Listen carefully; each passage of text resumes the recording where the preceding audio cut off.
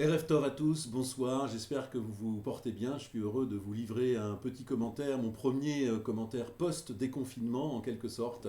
De fait, la Bible connaît une situation de confinement et déconfinement. Le premier déconfinement de l'histoire, eh bien, c'est celui de Noé qui a été enfermé plus de 40 jours, 40 nuits, et à qui Dieu, dans un verset de la Genèse, le verset 8-15, dit Vayomer Elohim El Noach les morts, Dieu parla à Noé en ces termes, Tse mina teva, sort de la teva, mot à mot, sort de la boîte. Le mot teva désigne une boîte, effectivement, rien d'autre qu'une boîte. On le connaît dans des contextes différents. Cette boîte peut prendre la forme d'une teva, d'un pupitre à la synagogue. C'est aussi le mot qui est utilisé pour le berceau de de Moïse, dans lequel il est déposé sur le Nil. Et puis donc, dans notre contexte, teva, c'est ce parallélépipède, ce grand bateau, cette grande boîte flottante qui était l'arche de Noé. C'est donc le premier déconfinement de l'histoire. Alors ici, il y a deux choses qui sont intéressantes. C'est tout d'abord les causes du confinement.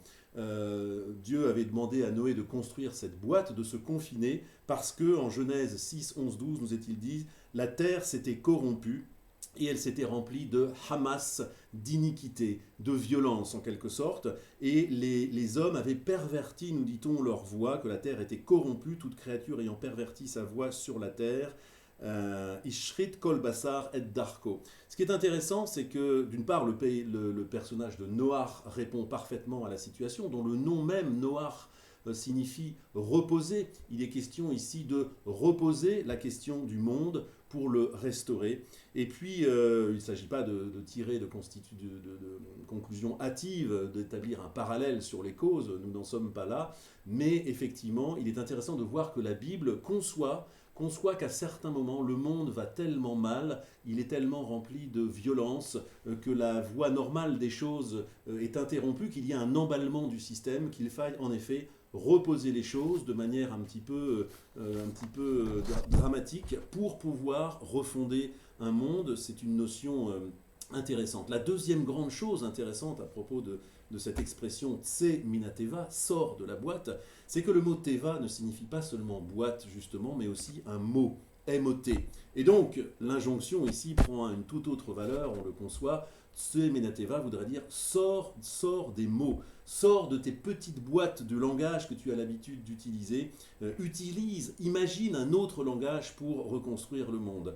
Et cette interprétation est renforcée par un fait absolument fascinant qui est relevé par le Baal Shem Tov, le fondateur du chassidisme, qui fait cette observation que lorsque nous sont données les dimensions justement de cette Teva, de cette fameuse arche dans laquelle Noach et toute sa famille va se confiner, eh bien les dimensions nous sont données 300 mètres, 50 mètres et 30 mètres de largeur. Et quand on prend la valeur numérique de ces trois chiffres, 300 c'est la lettre Shin, 50 c'est la lettre Nun, 30 la lettre Lamed, et en fait les dimensions de la Teva ne donnent rien d'autre que le mot Lachon, la langue. Il s'agit donc de sortir de la Teva, de sortir du mot, de sortir du langage. Cela ne fait que renforcer cette expression.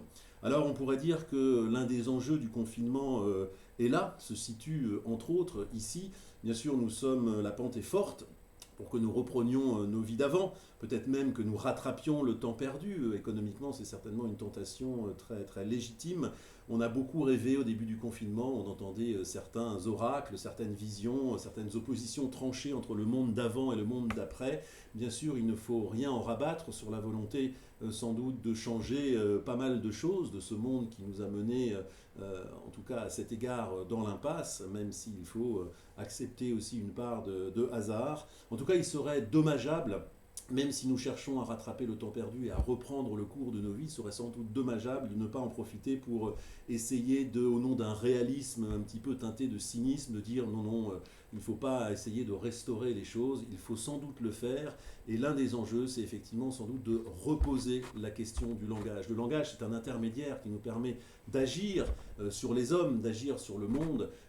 C'est le médiateur de notre posture vis-à-vis du monde. Et cette profonde leçon biblique, biblique qui a imaginé le pire, toute autre situation que la nôtre, nous donne un conseil profond, à savoir qu'il faut imaginer une autre façon de positionner les choses, de reposer le monde à travers le langage.